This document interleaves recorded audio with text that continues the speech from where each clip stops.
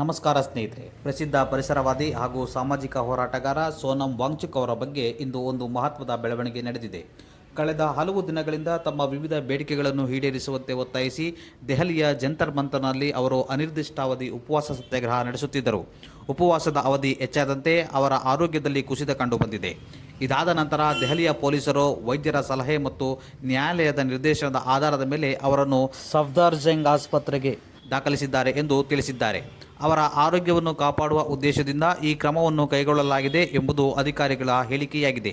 ಆದರೆ ಮತ್ತೊಂದೆಡೆ ಸೋನಂ ವಾಂಗ್ಚುಕ್ ಅವರ ಬೆಂಬಲಿಗರು ಹಾಗೂ ಪ್ರತಿಭಟನೆಕಾರರು ಅವರನ್ನು ಅವರ ಇಚ್ಛೆಗೆ ವಿರುದ್ಧವಾಗಿ ಬಲವಂತವಾಗಿ ಆಸ್ಪತ್ರೆಗೆ ಕರೆದೊಯ್ಯಲಾಗಿದೆ ಎಂದು ಆರೋಪಿಸಿದ್ದಾರೆ.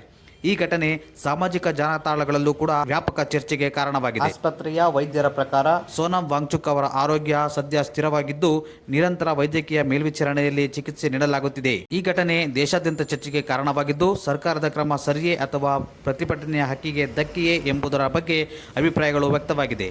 ಈ ವಿಷಯದ ಬಗ್ಗೆ ನಿಮ್ಮ ಅಭಿಪ್ರಾಯವೇನು? ಕಮೆಂಟ್ ಮೂಲಕ ತಿಳಿಸಿ. ಇಂತಹ ನಿಖರ ಮತ್ತು ತಾಜಾ ಸುದ್ದಿಗಳಿಗಾಗಿ ನಮ್ಮ ಚಾನೆಲ್ ಅನ್ನು ಸಬ್ಸ್ಕ್ರೈಬ್ ಮಾಡಿಕೊಳ್ಳಿ. ಧನ್ಯವಾದಗಳು.